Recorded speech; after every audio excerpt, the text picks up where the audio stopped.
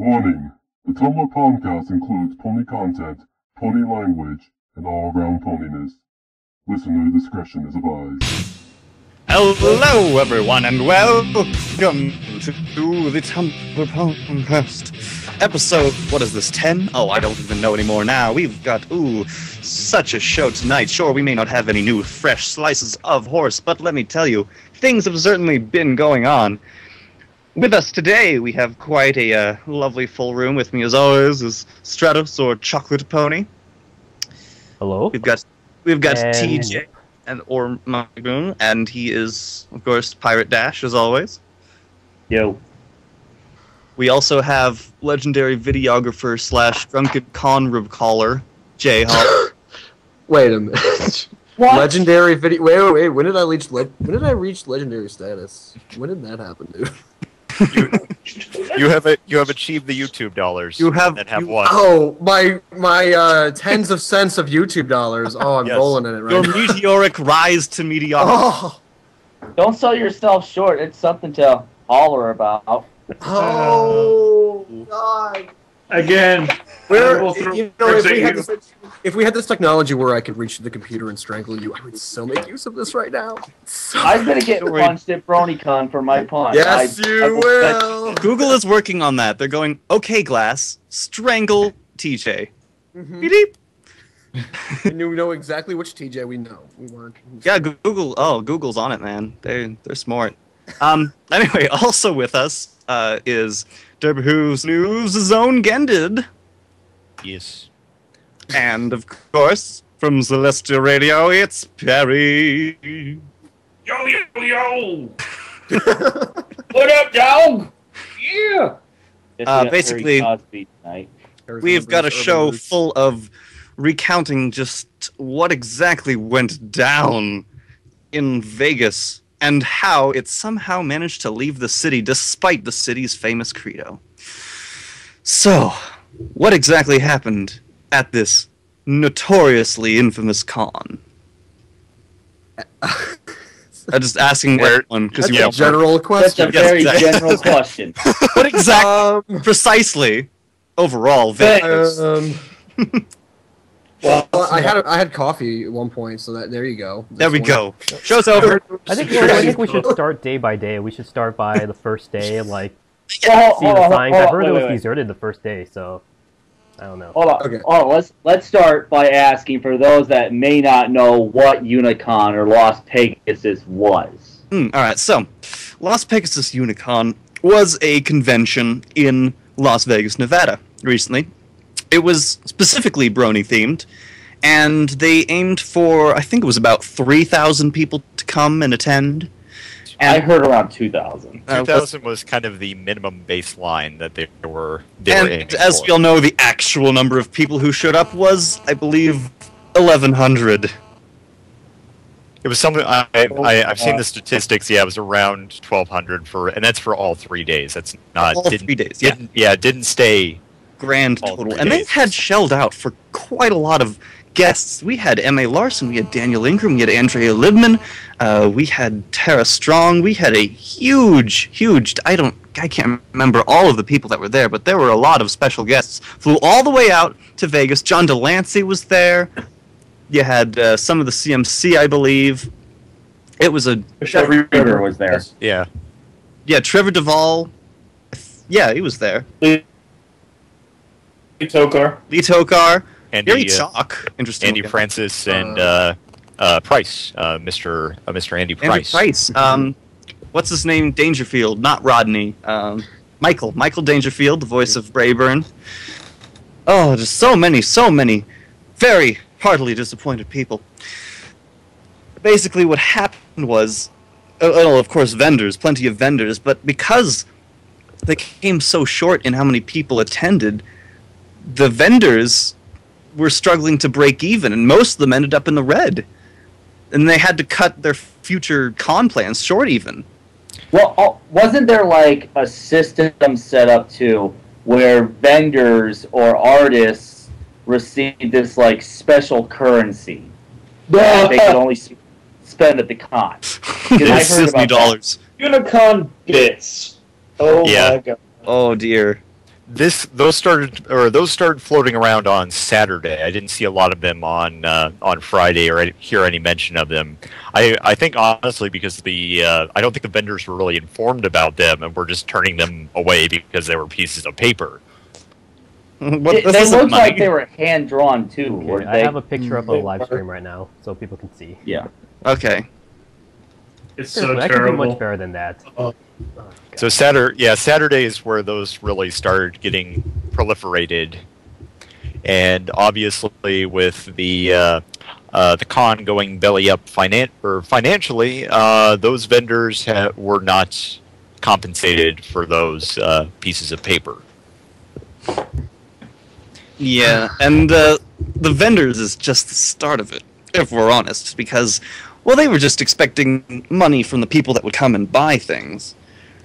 The VAs were basically expecting a flat rate, and the musicians, I believe, were promised free rooms at the hotel and some other benefits, and it just, and the con ended up coming hugely short in finances and couldn't pay for any of it. People who were promised comped rooms ended up faced with massive bills that had demanded money immediately, and they just couldn't pay for it. It was all just a big fiasco. A fiscal fiasco, if you will. And the sad thing is that from the outside, from just in general, at the before all this went down, everything looked like this was going to be probably one of the best cons this year.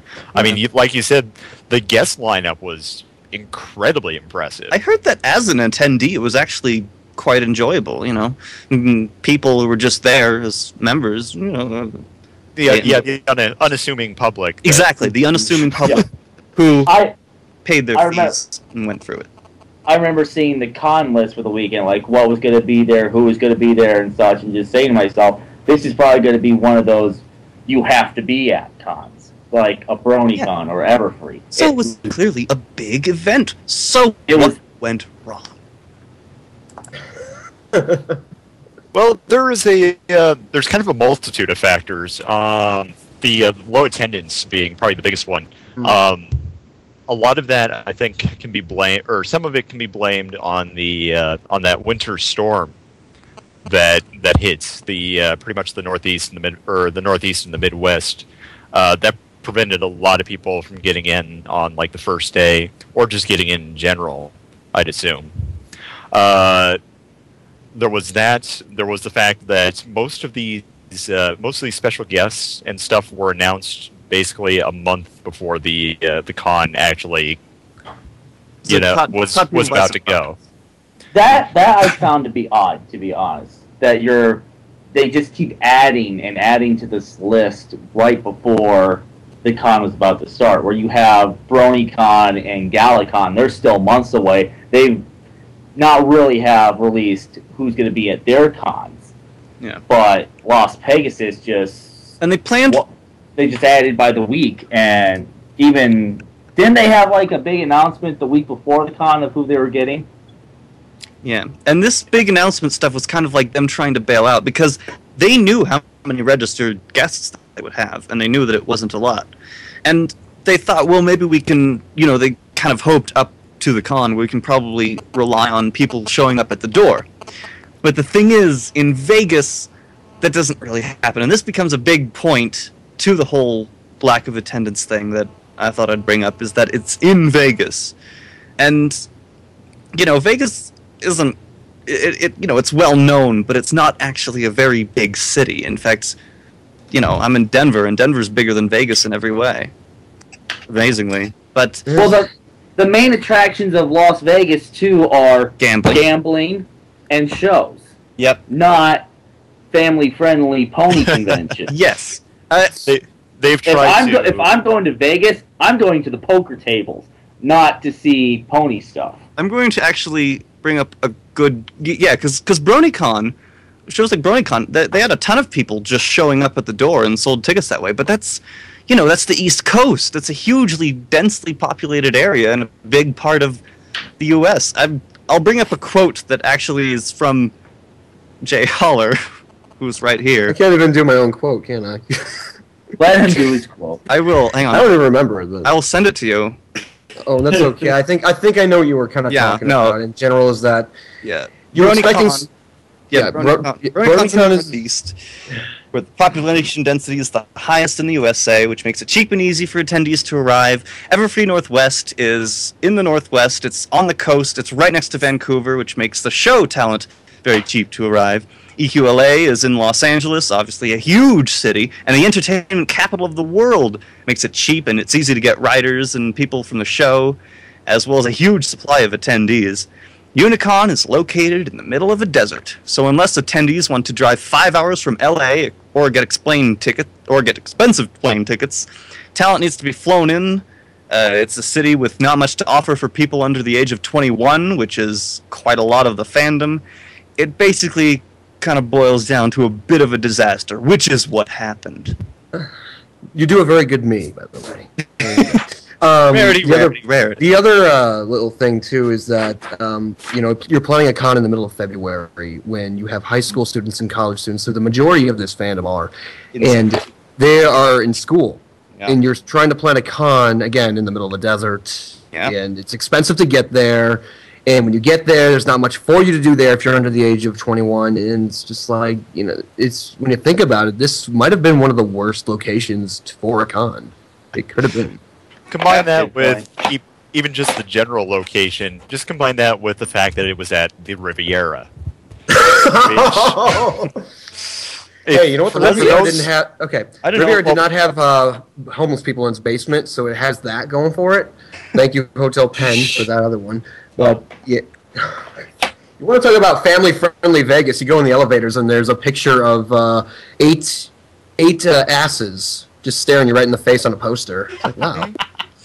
I was always a fan of Vegas having those trading cards of strippers. The stripper trading cards. Oh, yeah, they're there. I love those. I got like cherry popper, something like that. Oh, it was great. Great fun. They're actually, there's more of them over near the Riviera than there are in the rest of the Strip, because the North Las Vegas is the farther north you go, the more seedier and I guess the low economic, I would say, things start becoming. Well, Vegas is also home to that famous bunny ranch, isn't it? Where it's like some ranch out in the outskirts of town, and it's like a compound kind of thing, and you just go in and do whatever fetish you want to whatever woman you want. Oh, God. What does this have to do with ponies? Yeah, that... This has plenty to do with ponies. Well... How much you want to bet someone went out to the bunny ranch and was like, hey, can you be Fluttershy for me? Oh my God. Okay, no, you know what? I thought it was really funny that this hotel has a tattoo parlor that they put up a sign of characters from the show the day before, and I was thinking, oh God, they're ready. These people are prepared. Oh no. And then right down the hallway is a wedding chapel. And I'm thinking, oh no, God, no, please no. Can you marry me to Fluttershy? I did. And then Fluttershy responded, yes, I will take your hand in marriage. I did ask, while I was leaving the Riviera, I stuck my head in the tattoo parlor and said, hey, did anybody from this con make some pretty horrible life choices? And they're like, yeah, a couple people did. Oh God. But not as many as we were expecting. So the main point is Vegas is not the perfect place to hold a My Little Pony convention. And that is what we've learned. In fact, Vegas is pretty much a dead location altogether. If the Riviera hasn't already blacklisted the name, I don't actually come to think of it, you can't even blame the timing as much as the city, because there's just this weekend there's going to be a not a very big con. It's the smaller of the cons, just an anime convention right here in Denver. It's called Anime Land Wasabi, and it's mostly vendor-based. So there's going to be a lot of money built up in it, and a lot of people I know are going. So the timing, you can't quite blame that so much. It's just Vegas is terrible. Actually, this is kind of... this ends up being more relevant than I ever imagined, but when I was a kid, I actually always mispronounced Riviera as Riveria. And I think that this kind of fits somehow, just knowing that hotel. I accidentally made it correct. Well, there's... All right, so let me ask someone to get back on topic here. Let me ask Glendid and Haller this. How much was known about these people? I was mispronouncing names all day in school. Give me a break. I like that one. I like Glenn. I'm going to call him that now. Yeah, I was just gonna let that slide. I'm sorry. I already get enough grief from high schoolers, so. But let me ask you too. How much was known about these people who were running the con beforehand? Was it known who these people? Were they the head of like the Vegas Brony group? Who were these people exactly that ran Unicon? Good question. It's hard to know because I don't exactly research the people behind the cons when I go to them, but what I had heard, because I was in the company of Mr. Final Draft and Dave, his associate Cowboy Dave, they had talked to Sandy, and Sandy had kind of just set them up with, give them some general advice, because they wanted the EFN crew to arrive early on Monday for whatever reason. I think it was because their plane tickets to fly them out there were cheaper that way.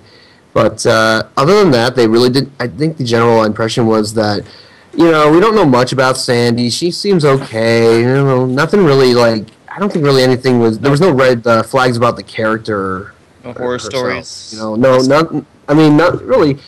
You're not looking. You're thinking that this person's throwing a convention for the fandom you love and you want to be a part of, and you're thinking you're giving them the benefit of the doubt that they are doing this and they're doing the best job they can to put on a good show, put on a good event. So really, beforehand, we really weren't thinking so much, about oh my God, what's going to go wrong, and we weren't really thinking about like that because we just weren't. Do you think more scrutiny will be placed on the heads of these cons now? Like more research into them, what they're about, what their intentions are. Will there be any after effects of that? Yes. Oh boy, I think so. There can really be no doubt about that.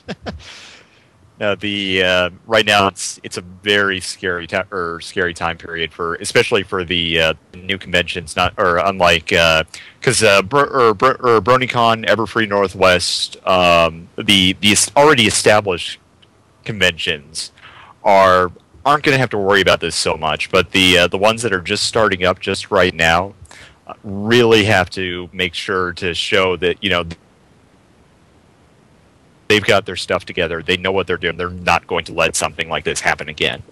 Or they need to just kind of scale back their expectations. And if they're going to have a small con, just have like a small amount of show staff or a small amount of guests and spending for it instead of what we had here. A small con with way too many guests and just way too much money flowing out. And I can relate to that in a way, because I was talking to one of the heads of Appaloosan last night, the Phoenix convention that's coming up in next month, since we're in March now. Time's flying by.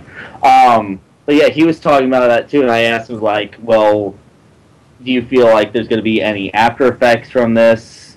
And he says they're just going to try to play it safe, do what they can, get what they can for this convention that they've got upcoming. And they're a new con, too. So, I'll ask this to you. What kind of after effects do you think will happen now? Oh, I think it's going to be... I think it was M.A. Larson compared this to the Hindenburg. Said it was like the Hindenburg. Yeah. Which, of course... As we know, as far as rigid airships go, that kind of made them go away forever. I don't think that that's what's going to happen with PonyCons, but I do think it is a lesson to be learned from it. That having so many cons and trying to have so many big ones and also doing them in Vegas, it kind of that's in one of the statements put up by our guys. In fact, that was one of the things that he was trying to make a point of. Was like this. LPU is an exception to the rule. It should be looked as a learning experience and not as the con circuit in general. I'm also being told by someone who worked volunteer work as a security staff and worked with a lot of volunteers that they had a lot of wonderful volunteers helping out and working for it, but a lot of the staff, like EFR, kind of tried to take over, and evidently Sandy just bailed in the end, and somehow they were even understaffed despite the low turnout. Those are the rumors I heard too. I can kind of bring some light to that. There was it came about on Saturday night that the general media was kind of informed that the con was in trouble. We're doing right now the best we can just to try to make as much money to at least get the BAs, get the special guests, make sure that they get paid for and they get their money. And we found out about that Saturday night, and something happened that night that I never would have expected to ever really happen within the kind of pony sphere. Is that all of the pretty much all of the media sites and all of the big name conventions that were there really just they banded together, and they focused just as much as they could on trying to save the convention. I remember hearing about that because it's quite well known that Celestia Radio and EFN are like bitter rivals. So yeah. It seems. Yeah. I'm being told that that a lot of places, including Equestria Daily, kind of helped with the charity thing, but EFR apparently tried to take. Well, anyway. But the volunteers, they were understaffed, amazingly, even despite the low turnout. I don't know how that. Well, where the what kind of happened with after Saturday night was that that group of people just ended up becoming kind of the staff for Sunday. We were the ones running around, and this is a lot of credit towards Everfree Network. They did a lot of running around trying to get auction items. Really? Trying to, talking to vendors, talking to all sorts of people, basically just trying to mitigate as much damage as they possibly could, and they did a great job of doing so. Yeah, everybody should be commended. The volunteers, the staff, everyone who was trying to help it out. I mean, what you gonna do? I would too. I'd be trying to do something, but they clearly just did a tops job there and doing what they could. But even still, it was the big names up top that kind of. In my opinion, in the end, it's not the groups that pulled it together that should be thanked. It's the people that donated their money that saved. Oh yeah, They've been saving at this point. That's a very good point. Yes, and to give any one group, specific thanks over the situation would be treating the situation unfairly. It would be like pointing the blame of this whole fiasco on one single thing. Mm-hmm. But you got to give some credit for getting the word out quickly and spreading the word out from everybody, and everybody deserves equal credit for that. Mm-hmm. Well, despite all the back padding and that sort of stuff, there is still a charity going on to assist people who were affected by the Las Vegas Unicon. A site was created called Las Pegasus, which is it's basically a giant charity site that's being backed by all of the news networks, and most of the major cons are in on there too. And the money right now is going to reimburse first of all, it's to reimburse all of the special talent and the voice talent that didn't get paid for Unicon. Yeah. There have been some. I know Tara Strong and John Delancey have actually waived their appearance fees. So some of them are just saying, if we can just get our food, our flight, and our travel covered, we'll just take it on our heels. Very gracious of them. I've heard they have been, that the staff and everyone have been very gracious. They've been fantastic. I mean, they're donating their own personal items to this charity.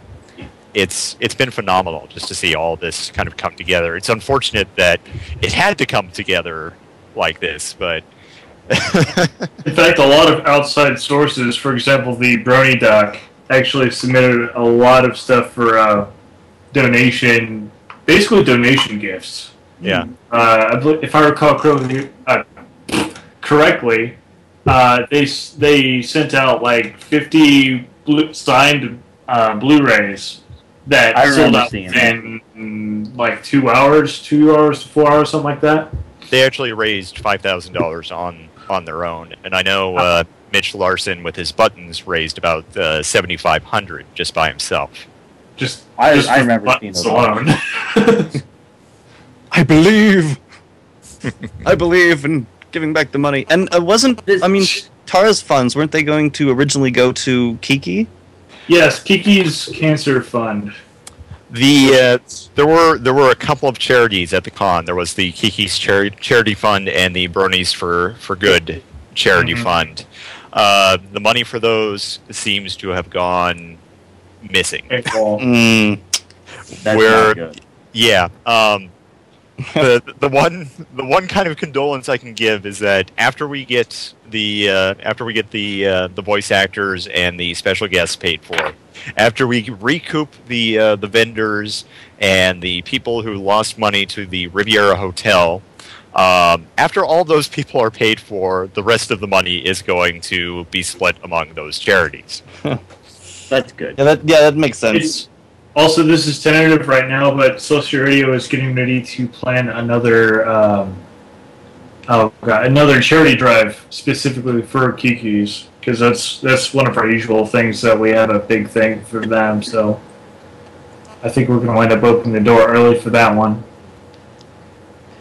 Let me pose this question to everybody. Do you think there's too many conventions now?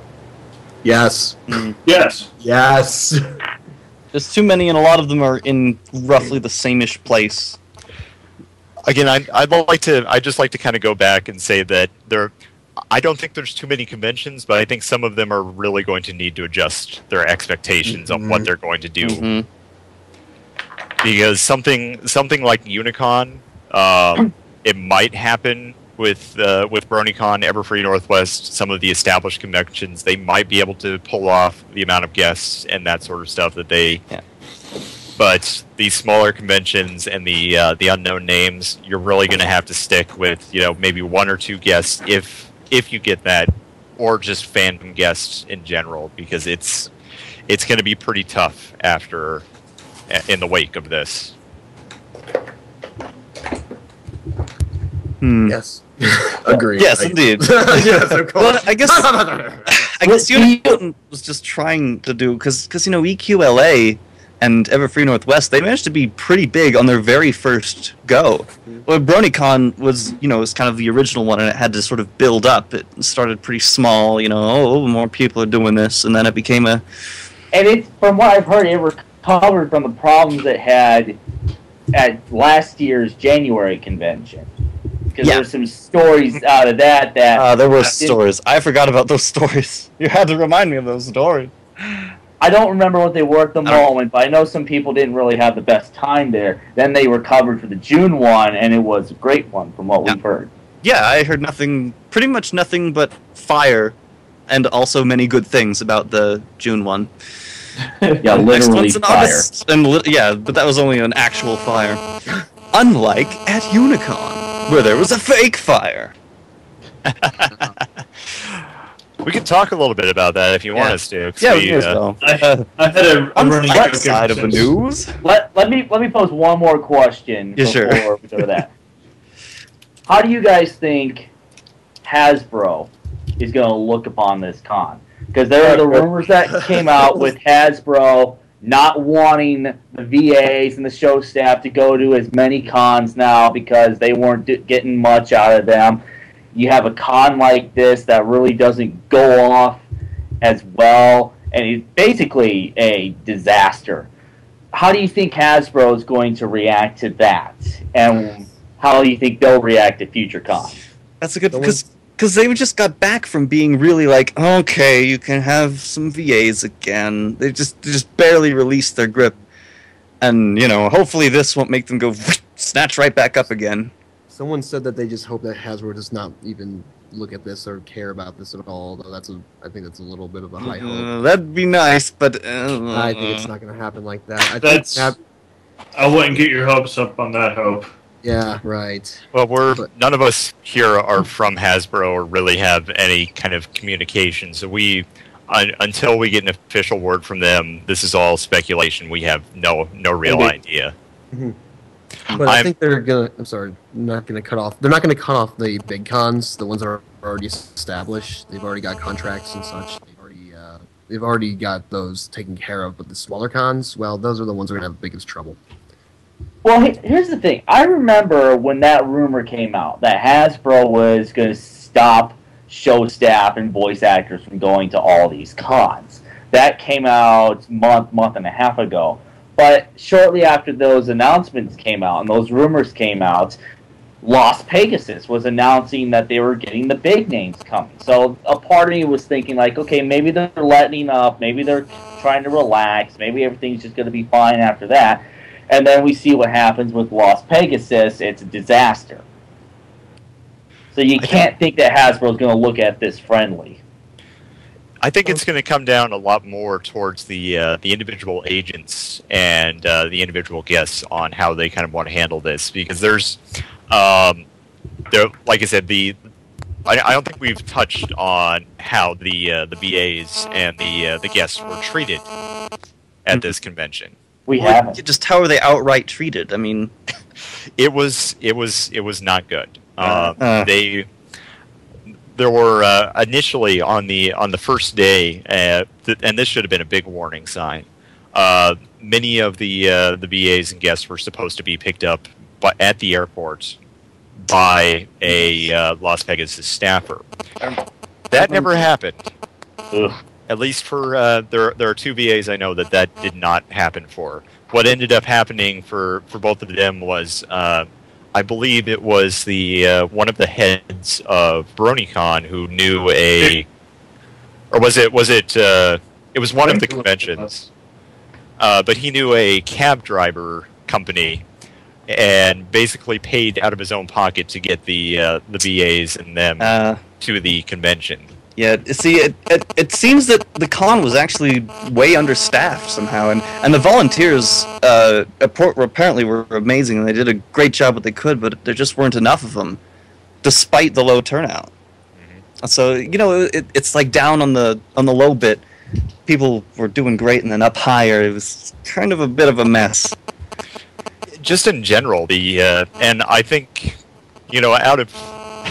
If there was one thing that I would blame the convention experience on, it was the inexperience of the staffers there. They just didn't know what they were doing, and there's just no ifs, ands, or ors or buts about it. The top level of the convention, the management side of this convention, they just didn't know how to run a convention properly. The con chair did not know how to do it. Yeah. The con chairs were not prepared for this. They should have sung the song.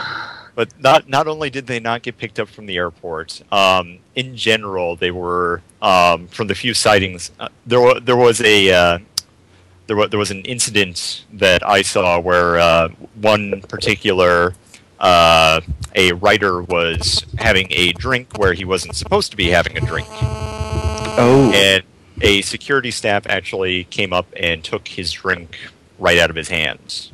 And that's not something I would want to do to to one of my guests. I was wrong. That's a bit.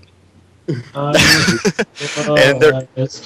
there was also the fact that I was stuck at the DHN table. Well, not necessarily stuck, but I sat at the DHN vendor table for most of the convention. There were very few instances where I saw any of the writers or the VAs walking around the convention or just kind of having their own time and enjoying themselves. Apparently during Tara Strong's escort, she wandered off and just started gambling. That wouldn't surprise me because a lot of them didn't even seem to have escorts. I know Mitch Larson seemed to be walking around with nobody in particular guarding him. Cindy Morrow was probably around Mitch Larson more than anyone else, like in terms of escorting people. So it's like, you know, they were them just hanging out and being friends and everything, but like they had very little security covering them, so they were kind of on their own. It was apparently it was understaffed and all that stuff. The other reason why the VAs weren't in the walking around the convention hall just, you know, having a good time was because they were in the autograph room signing autographs for very long amounts of time. In fact, was that during the fire sale? It was made worse during the fire sale. I don't think I saw anybody walking around the con after the fire sale started.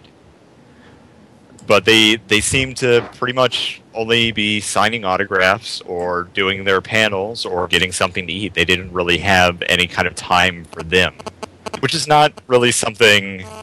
It's not a great experience, especially when you don't get paid for those or for all that time that you're doing autographs. It seems some of them at least got to walk around. Apparently, Peter New walked around like he owned the place.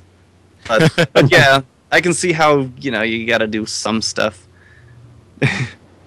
John Delancey walked in and just sat down during the charity auction, right in the front row.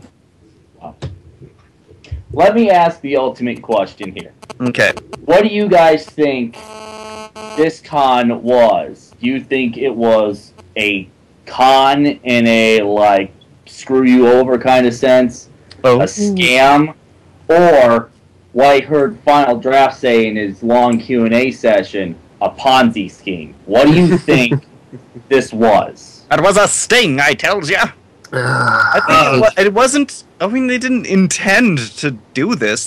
That would be insane to think. Let me rephrase that. Do you think there was malicious intent in how this went down, or do you think they were overwhelmed? I don't think so. Honestly, I think the malicious intent argument is stretching it just a little bit. 'Cause there are a lot of factors that make it seem like that's what they were going for, but in the end, I mean, we've at DHM we actually got to sit down and talk with Sandy, and if they are for some reason con artists, they're very good at it, which wouldn't make sense because we all just caught them. Yeah. So it's from my personal viewpoint, I would say no, they didn't really have any malicious intent. It was just stupidity and pure inexperience that caused all this mess. But I'm not going to make any kind of official statement until we have all the facts in. Indeed. There were the stories that came out too with all the contact information going to like dead houses and fax machines and such like that too. Do you think that? Which a lot of that, right? Yeah. Yeah. Yeah.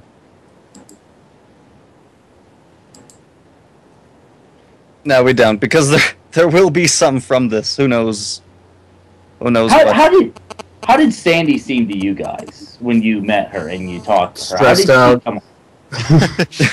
Yeah. As you know, any normal head of a con would be. Yeah. That's probably natural, but definitely not like malicious. She wasn't donning a mustache, twirling it, and going.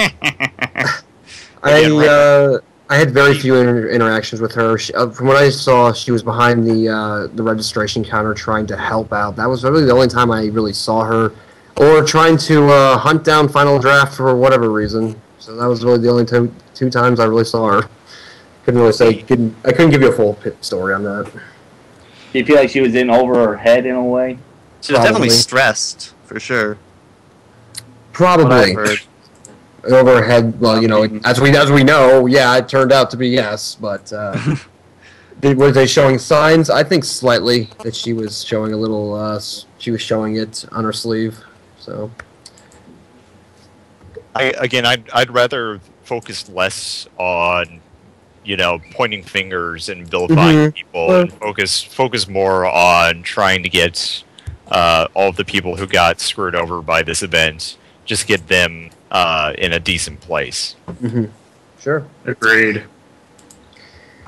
Let's see, if I recall, one of the worst incidents is that I have to double check my facts on this one, so this may just be a little bit of conjecture, but if I recall correctly, I think Silverhound was one of the worst ones that got the brunt of the hotel's wrath. Practically being threatened with jail time over not being able to pay his hotel bill. Hotel staff? Again, conjecture, not sure. Okay. I can tell you from our standpoint, because the DHN room was comped by the convention staff. Yeah, so were some of the volunteer rooms. I know. Technically speaking. Oh, come on. Well, keyword was because on the Sunday when we heard that the musicians were being kicked out of their rooms and that they were getting their credit cards were being charged, we ran up to our room and we had a $281 bill waiting for us. Oh. Ooh. And then Derpy Squad also had to manage to find his way back home from the airport since he kind of lives in the middle of nowhere. The convention paid for his trip to get up to the airport, but obviously didn't pay for him to get back. So that was another couple $100 on him. Oh. Yikes.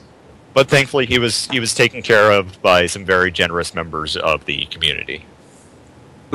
Was it? It was cut short, wasn't it? Yes, on the final day of the convention, it was supposed to go until 7 o'clock by their schedules. Well, the con itself till midnight, but they had the full space running out till midnight. Yeah. At about 2:30, the vendor hall was shut down, and they started evacuating getting the vendors out of the vendor hall. They were still running the charity auction, though. Again, there was no charity money to be found.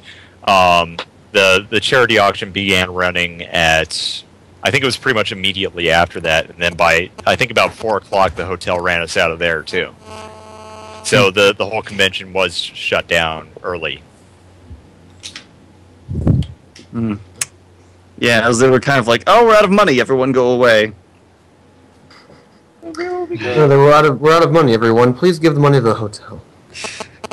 Yeah, I just remember waking up that day, going on Twitter and seeing the beginnings of the meltdown of the con, and just thinking, well, why does a convention need to ask for donations during the con to keep it afloat? Something's not right here. Then I watched the race, and then I went back to what's going on at Unicon. Again, obviously it was, like I said, it was a complete disaster, and nothing, no matter who gets blamed in the end, who takes responsibility, nothing's going to really change that fact.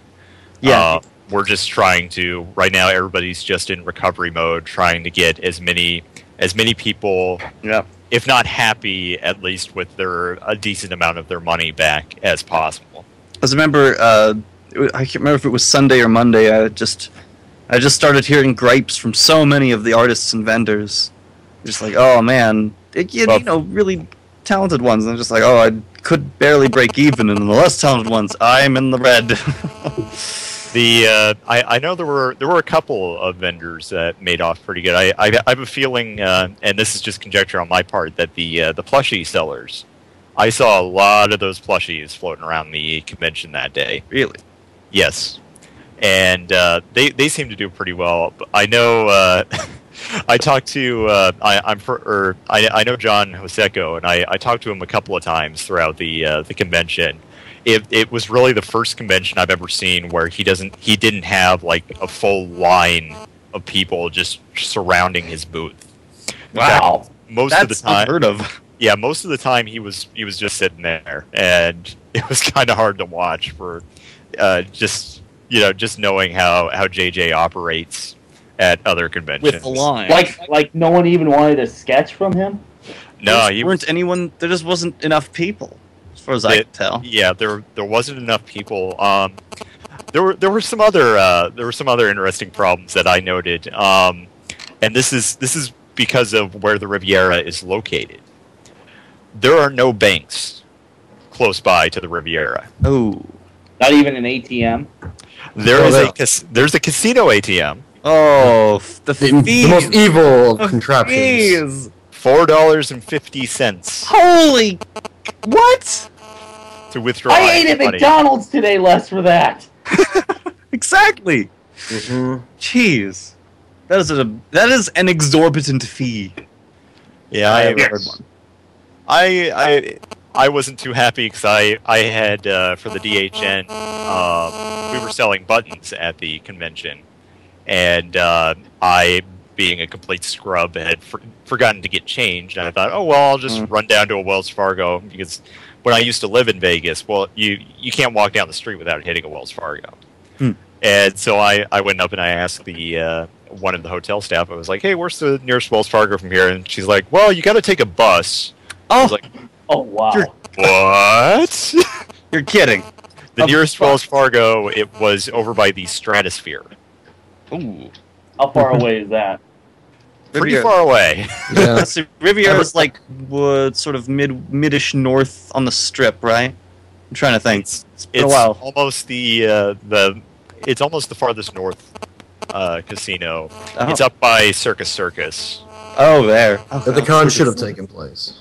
What, Circus? Oh yeah, the freak show. Come on. Circus isn't much better than the Riviera, to be honest. Yeah, No. that's what I was gonna say. I mean, it's been a while since I've been to Vegas, but It was a joke. oh, okay. Everyone Never laughed. mind. Joke. Oh, why couldn't you just have it at the Venetian? Oh, Because it'd probably be about 10 times as expensive. and you'd have even less no money. Yeah. Or have it at the Rio. That's where they have the World Series of Poker every year. Rio's really nice. Yeah. I don't know how many, or if 360 of you got to explore Vegas at all after or during this convention. Right before, because I got in 2 days before everyone else, so I was kind of going around nice. beforehand. And yeah, we went to the Rio, saw Penn and Teller. You know, we got to see a bunch of. Yeah, no, we had. You know, on the surface, I still had a good time at this convention, but it was only because of the people Vegas. I was with and the people who I met, and that was it. It wasn't the convention itself, so to speak. It was just hanging out with friends. And that was basically the big reason I went. So that's another good question I want to ask all of you. Do you go to the conventions for what the convention offers, or to see all your friends, or both? I'll be at Unicon. I'm hoping to get the mostly seeing people I know like y'all at BronyCon. Also, I guess because Baltimore isn't exactly the hoppinest tourist attraction on the Eastern Seaboard. I just want to see an Orioles game while there. Yeah, sure. And actually, I'm excited for the seafood they've got there. Sounds pretty good. I think I've switched over, like, at the very beginning of cons. I was there mostly to see the show people and to kind of engross through the staff and the guests and all that. And then, as time goes on, and if you're in my position and you're lucky enough that you're able to travel at an exorbitantly lower rate than the average person, then you go to a lot of these things and you start kind of just shifting your priorities. Like, you go to one writer's panel, you've pretty much seen a lot of the same writer, the same thing. Yeah. We write about ponies, and you go to a type of panel and you've seen it, and there's only so many times you can go to a VA panel and just be like, and keep interested, stuff like that. So the shift for me personally, went from going for the events to just hanging out with friends I know, and having it as sort of a backdrop, and obviously still buying stuff from people, from vendors and such, and saying like, oh, that's pretty cool, so I'll get it. But yeah, that's how it's going for me personally. I've always been more towards the since when I started up with DHN and just started my pony stuff in general. I've never really had any real interactions with any of the show crew or anything like that. And it's, it's kind of fun to see them, but those are people I'm not going to see every day.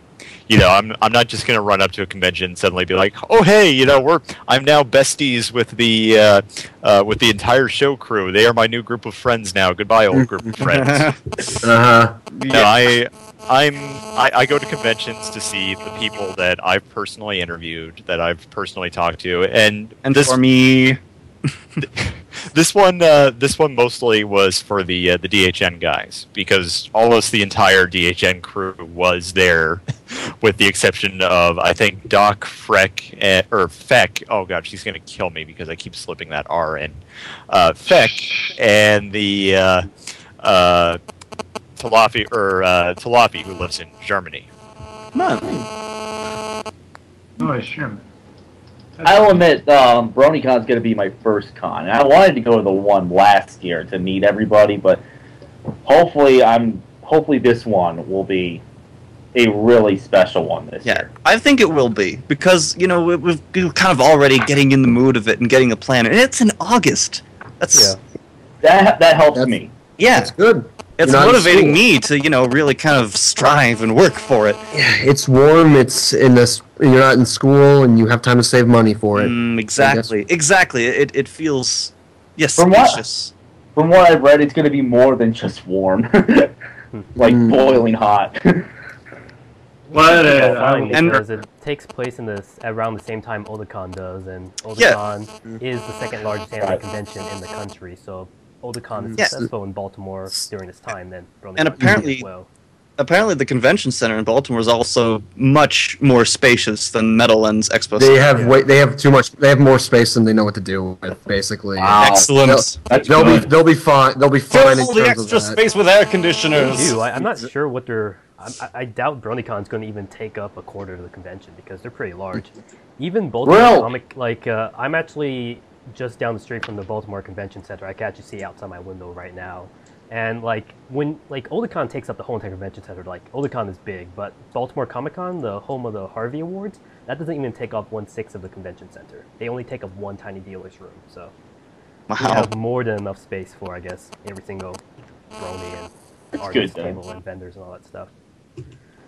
I will say this: everyone should go to the TumblrPon panel at BronyCon, because it's going to be fun. Yes. Yeah, so everyone should go to the PMV panel at BronyCon. It's gonna have TumblrPon's better. No, wait, are we competing against each other? No, probably not. Okay, yes, we are. Damn it! I will attend any con that will have me. Will you accept my presence at your building? I guess so. Are you gonna pay us? Yes. Well, then welcome on in. Yes, I'm in. Feed me, love me. Now, pay me $65. 3-6. Con swag. Did you get anything good this time around? Oh, let's see. What did I get? I got some fancy buttons from this group called the DHN crew. That was I did go to.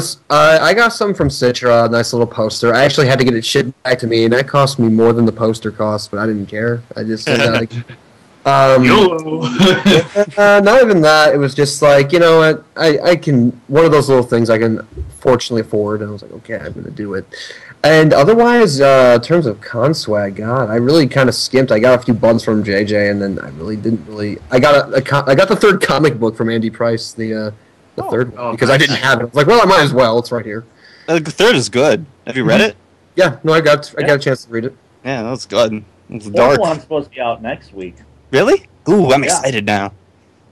That's the. I have an excitement. I've got my money ready. I have a great story about my friend. I don't know if you know who Saber Spark is. I know him. Yeah, I've never met him. So he went. There was this person on the corner, and they're selling these wings that you get to wear on your back, and he's just like, oh, it's like a training bra. You put it on, you're like, oh God. And he's waiting. He's there right at the beginning of Friday, the very beginning, and right when it opens. And this vendor is not there, and he's like, come on, I need to have these wings. He wanted the cadence wings so badly. We were like, okay, we're going to go over there, man. We're going to go check stuff out. But I don't want to leave, because what if someone comes and buys them when I'm gone? I'm like, dude, come on.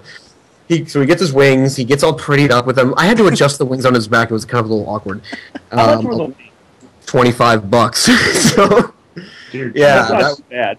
$25 for some wings. and he's just strutting around with his he has this voice he does, lightning huff, or whatever. Oh, read my fan fiction.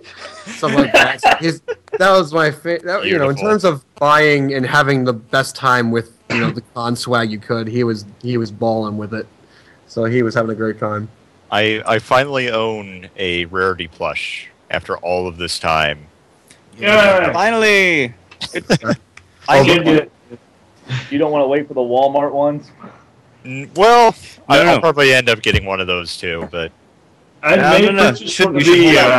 you should hold out, I think, because of reasons. I'm gonna buy one of the 40E plushies. Those they finally hit shelves. Those are the reasons that I am waiting. Oh, Gendid, you'll find some good. That's good reasons. Actually, I've started to see the Fluttershy start to pop up at Walmarts. You mean Hot Topic, perhaps? Because I don't see it in Walmart. I bought a Fluttershy the other day at Walmart. Oh, okay. The Hot Topic vinyls are out. I got my Fluttershy at Target. I went to. I had a hell of a story from Wednesday night when I went to go try and buy some. I went to. It involves sports. Tell it anyway. We'll bear through it. So, I get my rebate on Wednesday, and I decide on the fly I'm going to go to Hot Topic, which is like an hour and a half away from where I live. Because there was one that was 45 minutes away, but that closed down because the mall in that city sucks, and that's starting to close down anyway, but I digress. So I go to Peoria to their Hot Topic to see if I can pick up those, because I forgot to pre-order them with coupons and such, which is my mistake, my bad. Also in the chat, shut up, friends. I get to the Hot Topic, and I get there, I see their section, I don't see Fluttershy or Dr. Hooves, and I was like, do you guys have them here? And they're like, no. I was like, when's your next shipment? It's like, they come throughout the week, but we don't know what's in them. So I was like, oh. So I leave, I get dejected and all that. So the pony part of the story's over, but this gets better. So I'm walking around the mall, and I'm thinking, well, I heard on the radio that there's a game tonight, a college basketball game, and one of the top mid-major teams in the country with a National Player of the Year candidates in town playing. So I decide on the fly, well, I've got some money to spare. So I'm going to go down to this game and make this trip worthwhile, because I don't want to have to drive an hour and a half with gas at $3.75 and come away with nothing. So but first I stop at Target and Toys R Us to see if there's any other different pony merch items to get, and nothing there, except for some like yellow blind bags, so that's about it. So I head down to the arena, I park there. I practically take the full lap around the arena to find the box office, because I couldn't find it right away, and I must have parked in the wrong spot too. But so I get in line for the box office, and I'm looking at the seating chart, seeing what seat I want to get. Do I want cheap, or do I just want to splurge and get a better seat? Well, all of a sudden, this random woman just comes up to me. It's like, hi, do you need tickets for the game tonight? And I'm like, yeah. Oh, you want my tickets? I'm like, what? You sure? How much you want for them? Oh, they're free. We're not going to use them tonight. Here, just take them. So I'm like, okay, sure. She had 2 tickets. I only needed 1, but I took them both anyway because she offered, so I thanked her for it. And I looked at the tickets, front row in the lower bowl. What? Yeah. Wow. So some random woman just gave me front row seats to a basketball game for free. Nice. That's cool. That is amazing. So, and the part of that story is, if I had gotten the Fluttershy and Dr. Hooves toys, I would not have gone to the game. I would have not gotten free tickets. Hot Topic's incompetence finally pays off. Gendid, I just felt it appropriate. I forgot to mention I got 2 shot glasses as well. Just Nice. for appropriate uses. I water my plants with them. Anyway. I think I have my own kind of story of almost finding wealth at the this is from the original BronyCon. Oh. It was the second, I think the last day of the convention, and there was throughout BronyCon there was these massive lines for the VA signatures, and I had promised one of my artists, Kevin Sano, to try and get for him a Tara Strong and a Lorne Faust signature. So I went to I went to go out and look at the massive line that was just for getting the autograph vouchers, and a man came up to me and he said, "Hey, listen, I'm not going to be able to stay at the convention for long. So I have these three tickets. It was it was Tara Strong, it was Lorne Faust, and it was Andrea Lippman. And they were originally going for, I think it wasn't it like $50? Do you remember 3.6? How much? BronyCon? Yeah. Per ticket? God, I don't remember. I thought it was a lot less than that, like 20, 30 maybe, but not 50. Maybe I think it was 30, and he sold me these 3 tickets for $60 just off the side. And I had no idea what the actual vouchers looked like at this point, so I was like, I'll take a risk. We'll see what happens.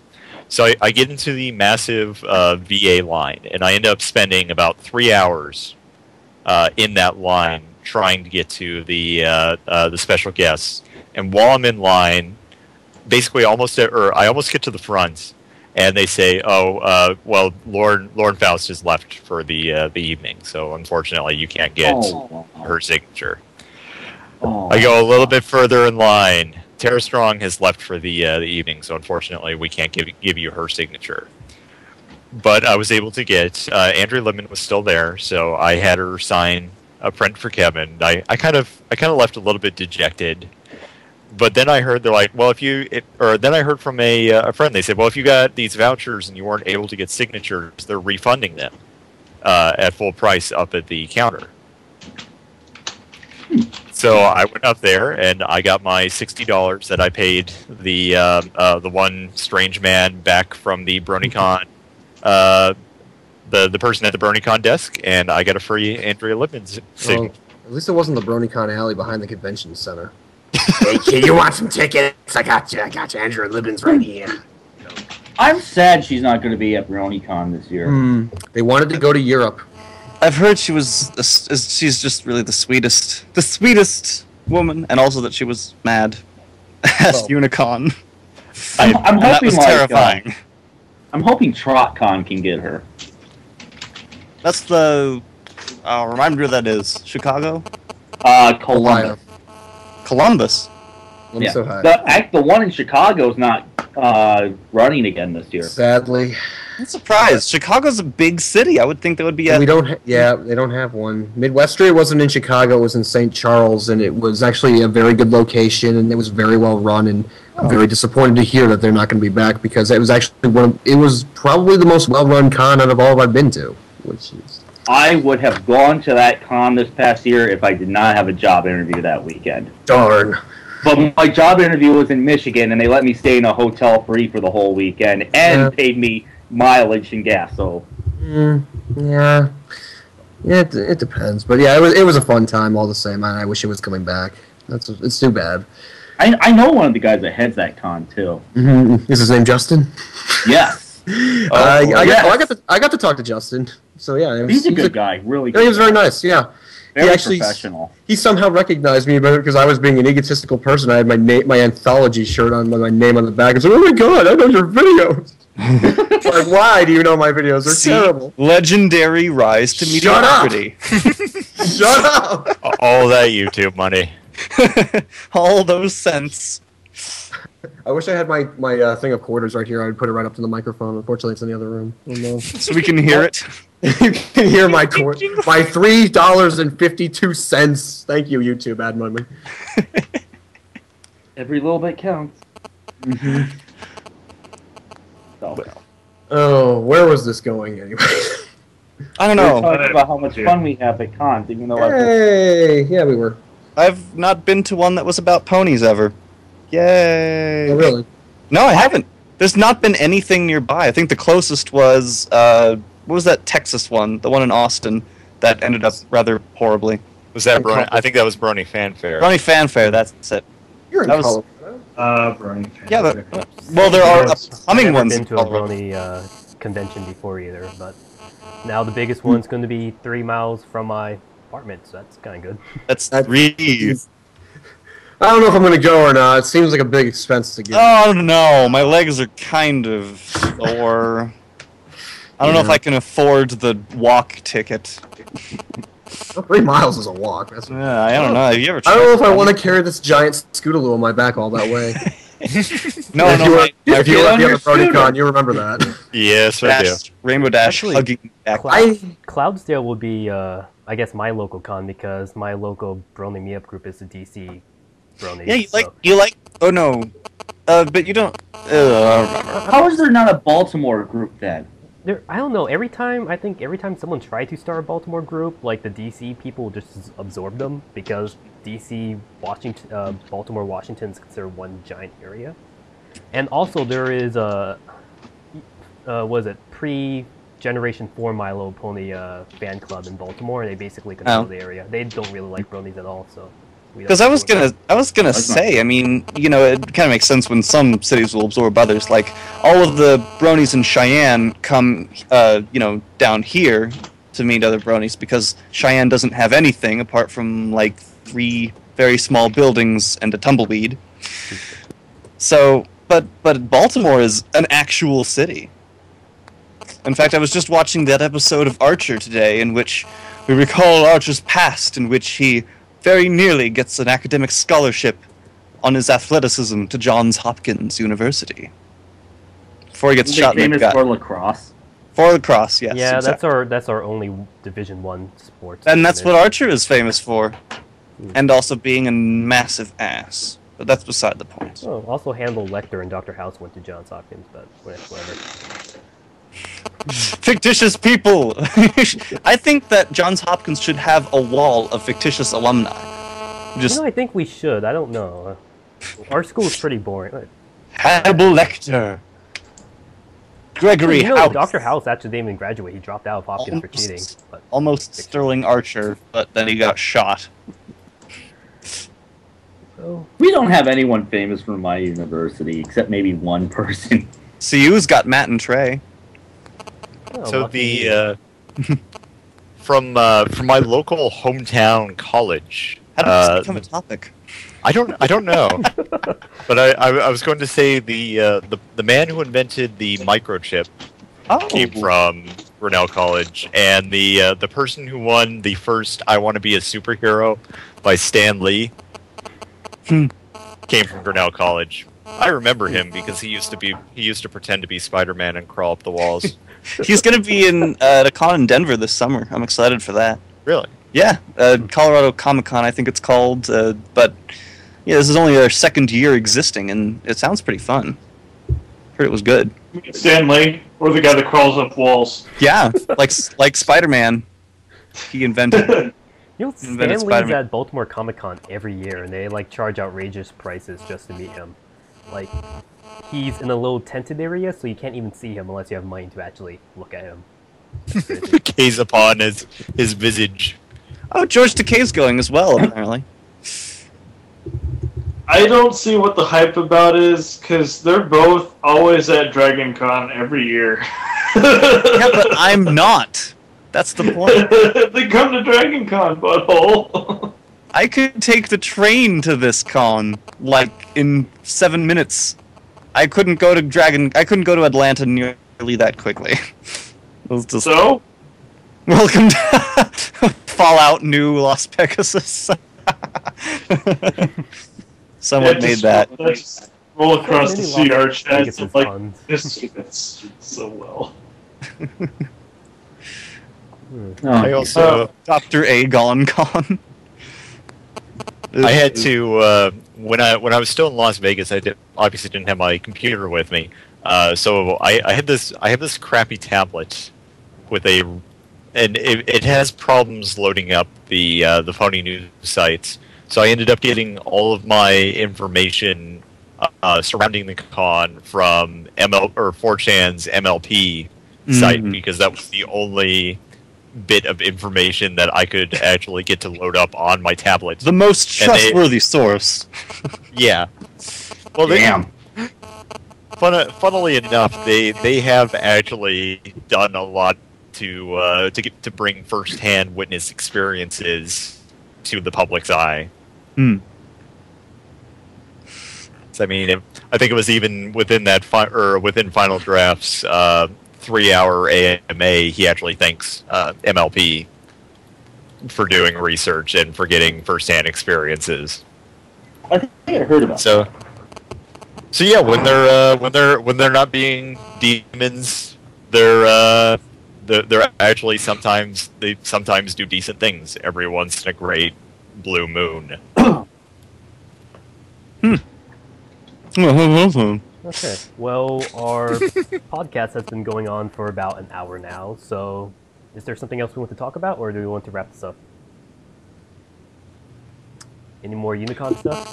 What are your hopes for season 4? Let's talk about Hoofbeat now. Seeing as I have to get up at 4 in the morning, I would opt to leave you fellows for the time being. Oh yes, you can go in the sleeping and the sleeping. I've been neglecting. I have your permission. Yeah, you have my permission. Just make sure that you call me when you wake up. All right. You are work. All right, I guess so. Thanks for having me on. Go and work for Delta. I don't. Just shut up. No. Just allow me one thing. I will plug my insignificant little show on your show if that is okay. Even more insignificant? Yes. Wow. Okay. How is that possible? I don't know. No, I'm just saying. Basically, I started up a new podcast called Post My Video. It is a podcast starring me and Mr. Brony Vids, another talented video editor who just recently made a video called 6 PMV, very very well regarded. And we're going to be talking with about videos, parodies, and such in the MLP community through the Everfree network. So just tell people to check it out. It's on Thursdays at 8 p.m. That's about all I can say. Cool. That's it. Alrighty. Now get the hell out of here, you advertising son of a gun. I wanted to say the other one. And JHaller has been removed from this conversation. You'll never take me along. Wow, you actually did. Perfect timing. Wow. That was epic timing. That was beautiful. That was. Good news, everyone! I just completed my commission! Yay! No. Is it beautiful? Do you love it? He liked it. He liked it a lot. Yay! Oh, I'm so glad. So, Commission Impossible was a success. Fucking really? I had so many problems today, it was not even funny. First off, I get woken up early, so at that point I only had like I'm still running off only 3 hours of sleep today. The entire day today, I've only had like a salad with chicken bits in it. And then I get dragged off to go help decorate this party for someone that I don't even know at all for my mother's church. Who, once we get there, we will end up just sitting there doing nothing for like an hour. And I'm going to be rambling on for a minute, so I'm going to cut myself off here. Remove Peri from conversation. Okay. Okay. But let's see.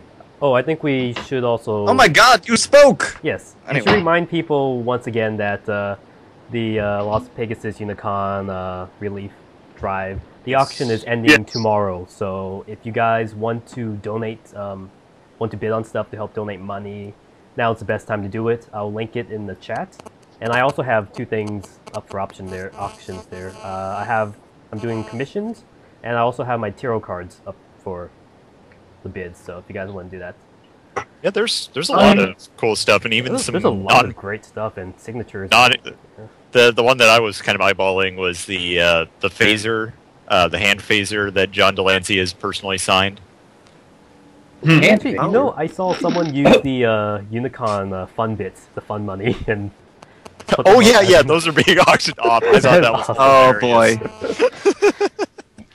I would almost want to get those just to put them on my wall and say, "Look at this! Look at this tremendous failure!" I think I know things I want ever. them too, for the novelty of it. it was Cindy I know. Morrow that literally donated the shirts off her back, the shirts that she wore at each day at Unicon. Has donated them for the charity, and I think those were up for auction as well, which I thought was hilarious. I would need a certificate of authenticity for that, though. Well, let's see how the thing is doing now. Yeah, it looks like they have a lot. Hopefully they'll raise enough money. Whose phone keeps setting off these speakers? I don't know, I hear it though. Yeah. It means I'm that for not once sure. it isn't me. I'm trying to charge mine, so it's moved probably my mine. phone. What? I think it was mine, because I'm trying to charge mine. Yeah, that's alright then. Well, I should probably get going as well because of the other thing that I run. They're all kind of waiting on me. Well, alright. Well, seeing as how we've all failed to continue any sort of Yeah, we should end conversation, this now. I suppose that means the show has now come to an end. Thank you all so much for listening in, and goodbye. Go away now. There's Well nothing done for on you that. here. Aside from just reminding people about the auction and Yes. Cloudsdale Congress in a week. So, Yay! For those of you near that.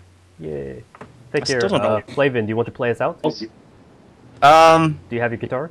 Play us out, keyboard cat. It's over there. I think you get it. You have to play us out. That's tradition. Okay. I guess while he's doing that, I want to say something. Pay attention to CTV next couple weeks, because we're going to be doing stuff. But it's March, and it's madness time. So watch your basketball, and then come watch CTV. But basketball's a drug for me this month. But I'm tired. We'll take a nap. Okay, you got your guitar, right? Yes. Okay. I don't know what to play. True songs friend. from the last episode. True friend. Do it. What? True friend. Get there. A true friend is a friend in... They didn't ask you to sing it. Chord! Another chord! Here's a chord. That's another chord. My college radio show is more organized than this. Well, last year radio is more organized than this.